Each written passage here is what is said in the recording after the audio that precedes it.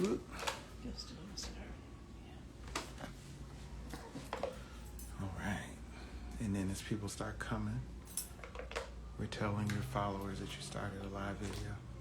They'll start coming in and seeing us. There we go.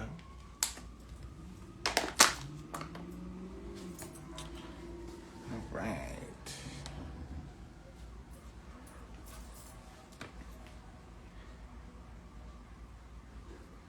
All right. I wish I had some music to play underneath. I probably could play it on my You want to play iPad. Huh? Want to play it on my phone? Yeah. Let's put some little music in.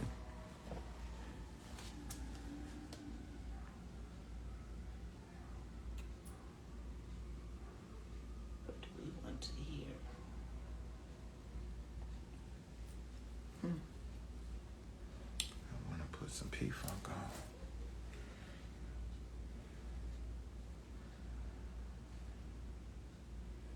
You know what? Let's put on Motor Booty Affair. Oh, excuse me. Let's see if we can put some Motor Booty Affair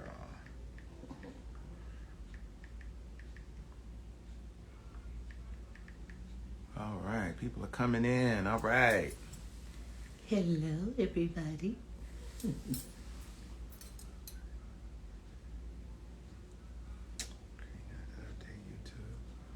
We're going to get started in a couple of minutes. Thank you for coming in on our first Mothership Connected live in anticipation of the book that will be out August 30th. September 30th. Oh. September 30th, 2025. Yes. We're just getting everything set up, and we're going to have a nice little conversation. Give you guys some exciting news about some things that are going on and connecting with the book. And if you got questions for Miss Shirley Hayden of Parlet or myself, just shoot them over. I'm going to be looking at them on my iPad to try to catch everybody's questions. So come on in. All right.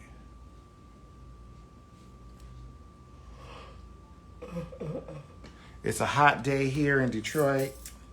Real hot and muggy.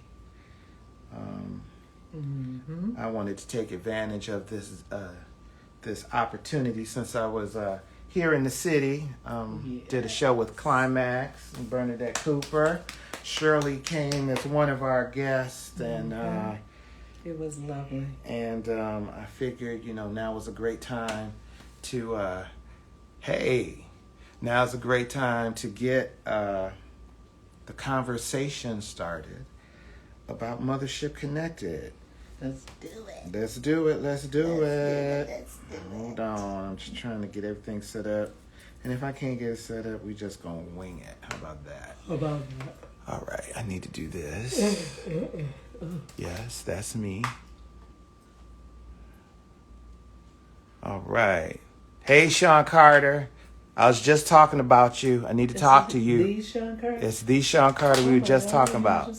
Oh, God, it's so good. God, it's so good. All right.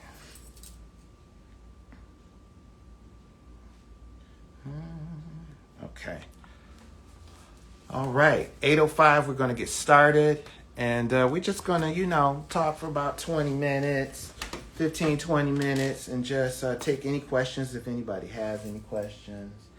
And like I said, this will be the first of many things we'll be doing in regards to this book, something that we are very proud of.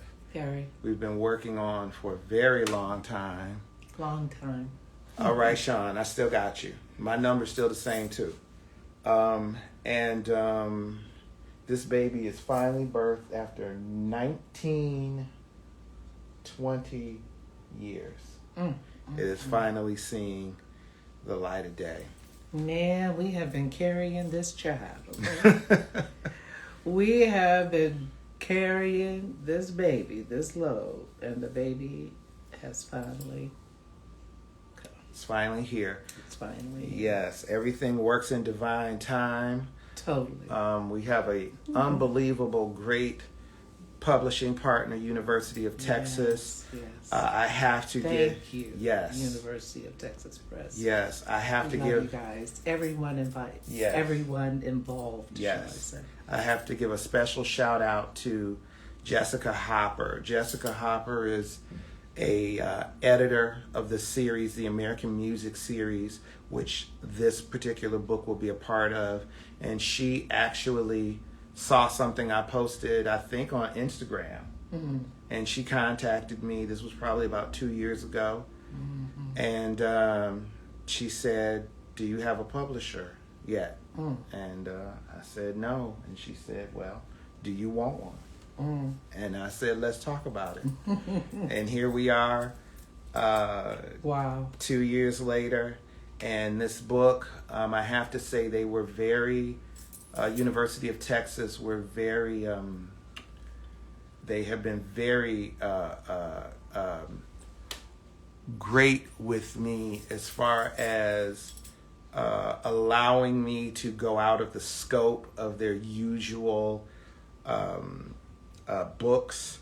They allowed me where a lot of books like this may have 20 pictures at most.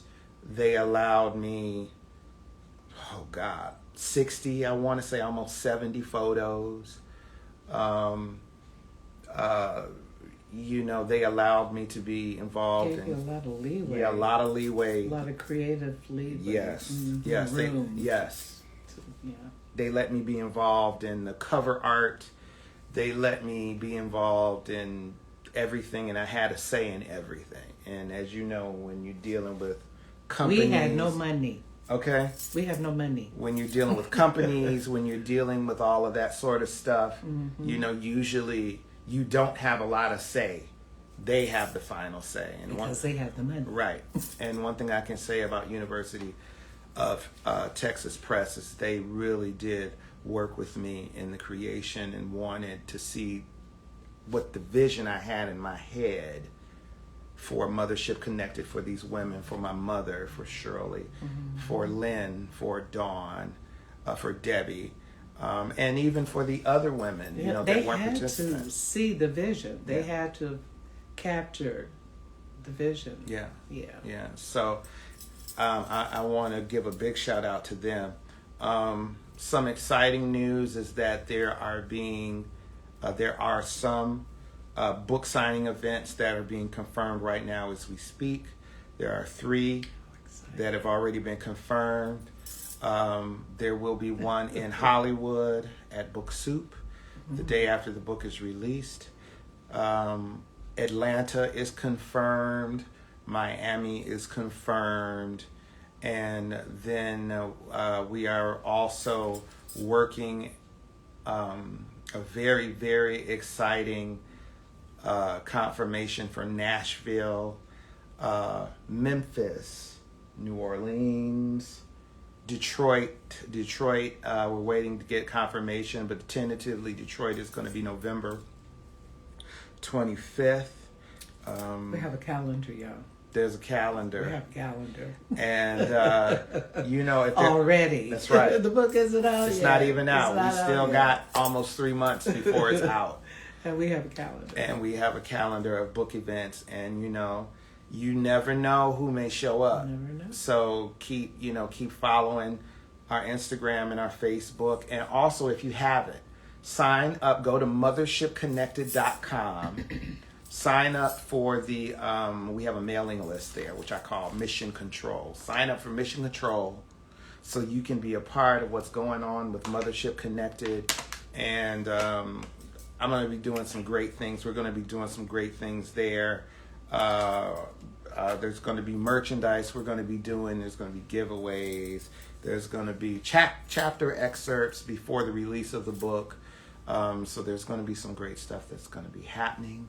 As far as, so if you haven't, go to mothershipconnected.com, sign up for our newsletter so you can be in the know with everything that's going on. But you know, as I said, right now, marketing departments are working, and you know, I'm even with you guys, with the fans. If you know any great venues, any great bookstores, any great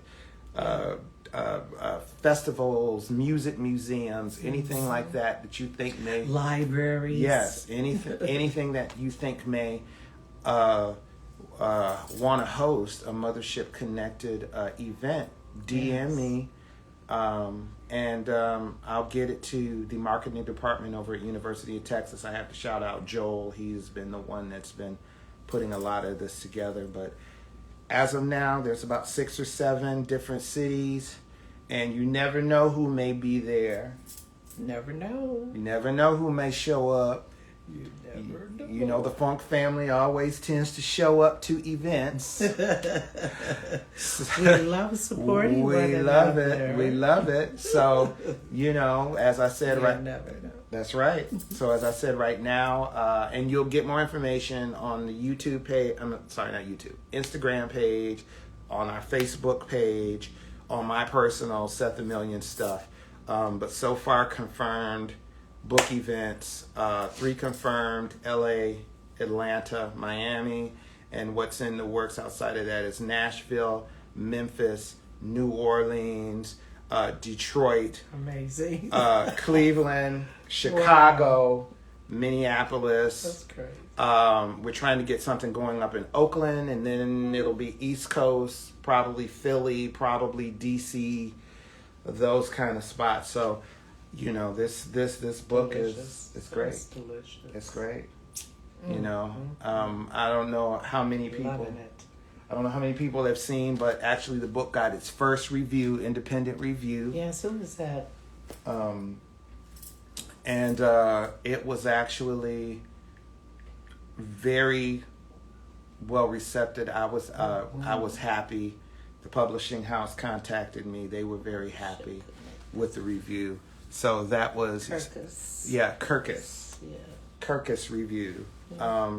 And for somebody who was not a writer per se, you know, I wrote this more out of necessity. This has been the universe doing its thing. Yeah.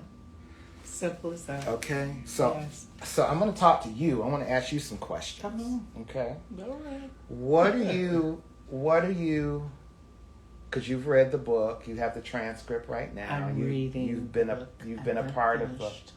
I hate to say I'm not. That's all right. But you've been a part of the whole process of it. Mm-hmm. What are you most excited about people finding out about the women of PFunk that you think they may not have known, or what are you most excited about them finding out in this book? The truth.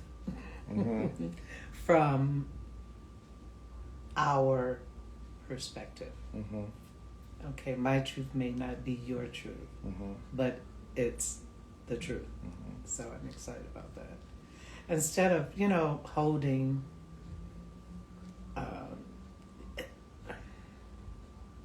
holding thoughts and ideas about such and such for many, many years, now in the book, it's being revealed that, There's a lot going on. there was a lot going on. We were quiet intentionally. Mm-hmm. Yeah, because it's a lot going on. And we had to be right. Mm-hmm. Had to be right about it. Yeah.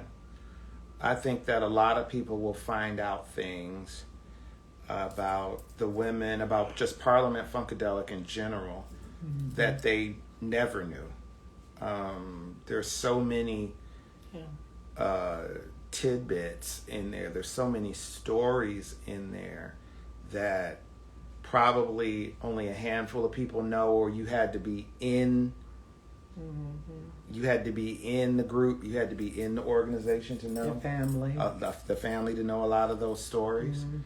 What a lot of people don't probably don't know is that, we had tried for a couple years to get this book written by others, You know, we talked to different writers, we talked to different people. Quite a few people came through. Yeah, came through, and in the name of wanting to help us to write this book. Right. Yeah. I was not the initial writer. Not really. Yeah, yeah. We talked about it. Yeah. But, you know, I'm going to tell you that really kind of like the turning point for me was I had just moved to LA in 2006, and I was having dinner with my mother, Malia Franklin, and Bootsy. And we were talking about our frustration about not being able to get this book written, and we had gone through all these hoops. We had traveled to New York and talked to literary agents. So many people. We had done all of this stuff, and then so frustrating. Yeah, they suggested people that weren't right. You know, we tried to bring in people we thought we knew would be right that weren't right. Yes. And Bootsy just looked at me and he said, "You do it." And he said, "You know all the players. Yep. You know the story." Yes. He said, and more than anything else, people aren't going to bullshit you. They're going to know if they're trying to bullshit you. He said, "You just do it. You smart enough and you know the story." And I thought about it, probably called Shirley the next day, and called the women involved.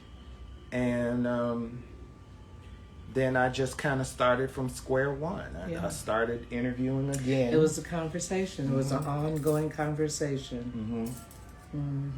So I started interviewing again, and I reached out to, they're probably about, outside of the 5 main participants, the women, Shirley Hayden, Debbie Wright, my mom, Malia Franklin, Lynn Mabry, and Dawn Silva, there are probably an additional 25 to 30 people that were interviewed. Yeah, that were interviewed. I mean, Gary, a lot of them are not with us anymore. Gary Scheider was interviewed. Belita Woods is interviewed.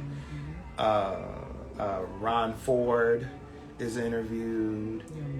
Yeah, my mom, Debbie. Ted Courier from Capitol Records is no longer with us. Bernie Worrell. I don't know if I said Bernie before, but Bernie Worrell. You know, and then we have, you know, a lot of the musicians. Blackbird is in it. Gary Hudgens is in it. Jerome Ali.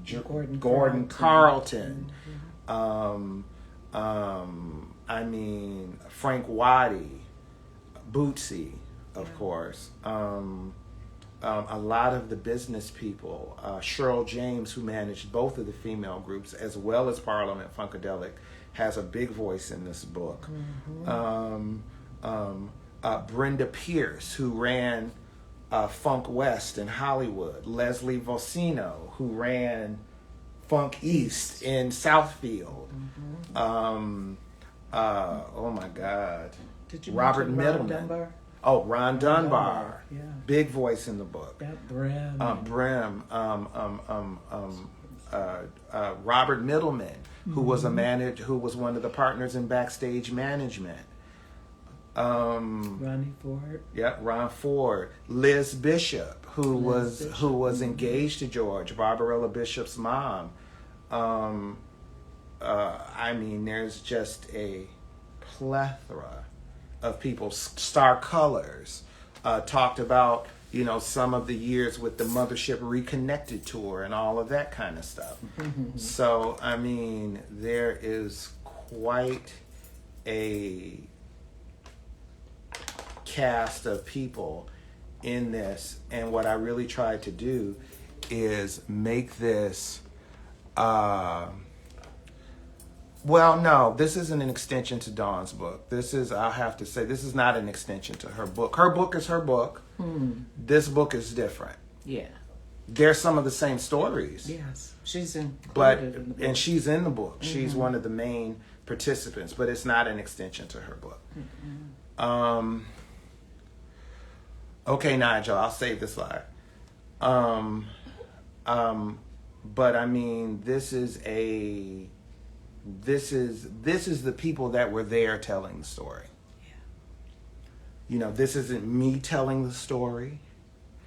The only part that's really me telling a story is the prelude. I told the story in my voice, but everything else, I'm setting up the who, the environment, the who, what, where, and when.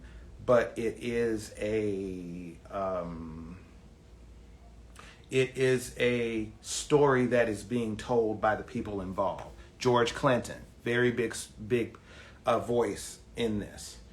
And so, it's really that moment in history. It's that moment in time. Yeah, that moment in time. That moment in time. Mm-hmm.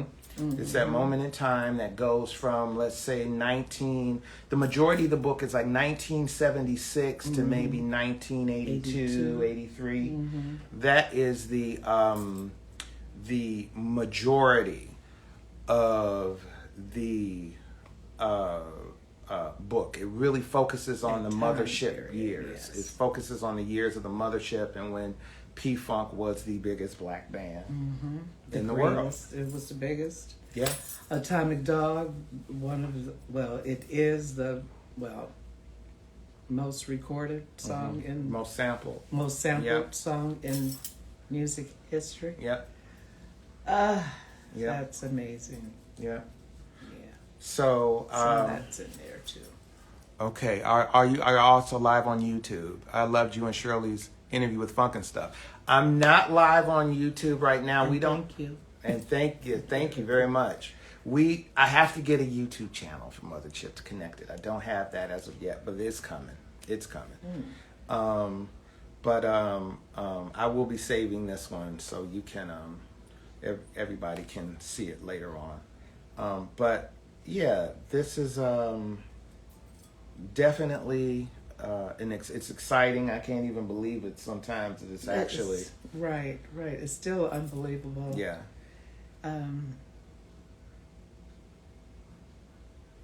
It's unbelievable. We know that it's happening. I guess because, my thoughts have always been, how do they get books out here so quick? How are these writers getting these books out? Celebrities, whoever they are. They seem to get books out here, they're putting books out rapidly. But our book, we couldn't move it any faster than how it has moved. Yeah. In-depth stories. These are the real accounts. And the way our baby, Seth Neblett, has weaved the stories together, that moment in time, is just, it's really remarkable. It's magic. It's magic. You're going to love it. You've been waiting for this. You've been wanting this, and thank you. Thank you for sort of egging us along, to tell, where are they? Yeah. Where are they? So, yes, thank you for, being the catalyst, so to speak, for us to get out here and for me to have the courage to tell the story. Yeah.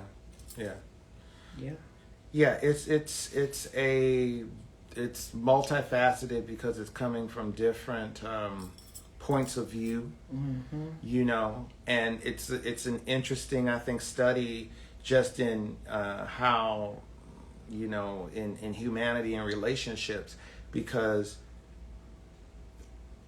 probably 80% of the time the stories flow pretty concise, where everybody's recollections are pretty much the same, but there are points in the stories where the people involved are very conflicted about how the story happened. Yeah. Very conflicted about how the story happened. It's life. And one person remembers it one way, one person remembers it another way, and what I had to be able to do is give everybody the room to say whatever it is that they felt they needed to say. And hey, Ping, see you in there. Who's that? Ping. Ping-a-ling-a. Hi, sugar. We love you. You know, it's a real interesting example of human relationships, and especially women's relationships, because you have to understand that this was a small sorority of women and a big sorority of men. Little fish in the big sea. You know, it was, and there were, you know, in a part of time that was sex, drugs, rock and roll, misogyny. You know, a woman wasn't supposed to. Woman, you just look pretty and you just sing. Right. Yes. You don't have shit to say about nothing. Just look pretty. You know, look sexy. Get out there. Have some drugs. Yeah, have a little toot. You know, put that little finger up in your face. You know. You're tired of that finger. Yeah. The finger got a little hole, okay. What do you think is probably a funny or shocking story that people will be surprised about in the book? Is there any story that stands out to you that you say people will probably really be shocked by that? Let's see. There's so much. So many stories. One in particular had just gotten, this is the Funk Festival, the biggest thing, hot that summer. And my first major show, major stage down south. And we had our new costumes, and we were ready to put on our new costumes. Yeah, this is Parlet. Yes, Parlet. But by the time we got to the stadium, the venue, because it was an all-day affair, there had been groups ahead of us that had, you know, done what they need to do, showers, hey, ate and everything. By the time we got there was nothing left. Flies, you know, food, half eaten. And we didn't have a dressing room. Yeah. You know, well, where are the because now they're calling us. We have so many minutes to get ready to be on stage. We're opening up for Bootsy's Road Band. And, of course, I was nervous as all get out because this is the first major show. Everything is major. It's magic. It's actually happening. I manifested this, okay? It's actually happening. So I'm in awe of this whole process. So Malia Franklin, we're all disgusted because we don't have towels, we have no soap, we have nothing. And Malia said, bunk this. There was a couple of tablecloths, you know, those big conference tablecloths, full of food, whatever. Took that tablecloth, tore it in threes. I'll never forget that. Jesus. So conscientious. Malia, boy. Oh my God, she's an amazing mama. She took it and tore it in threes, gave Janetta half, gave her a third, gave me one. We went into the sink in public, excuse me, you know, excuse us. Suitcase open, makeup, excuse me, yeah. And so it was a show for the public and the ladies in the restroom. Yeah, this is what we have. Yeah, we're one of the acts. No, we can't sign autographs now, but, you know. So that was special for them to see the inside of how it actually came together. It was amazing. Yeah, the craziness. The craziness of it all backstage, you know, meanwhile. Yeah. But we went out there, I have to tell you, and we tore that stage up. Pure adrenaline. Yeah. Pure adrenaline, okay? Yeah. So that's one of my favorite stories. I know I'm long-winded. No, it's all good. Okay, we got a question. Bro Sean wants to know. Bro Sean, hey. Seth and Miss Shirley, how difficult was it for some people to discuss certain stories? Also, are you kidding? Also, was it kind of therapeutic for some? All of the above. Just as today we were talking about that exact subject. Yeah. Mr. Bro. Yeah. It was very difficult. It was. There's some tough stuff in it. You know, there's some tough things in it. And I remember, there were things like even about my own mom, I did have to keep a level of non-bias, and I remember particularly there was a situation that me and Shirley talked about, and and I wanted to put it in the book, and Shirley wasn't at the time comfortable. She said, do we really want to tell that story?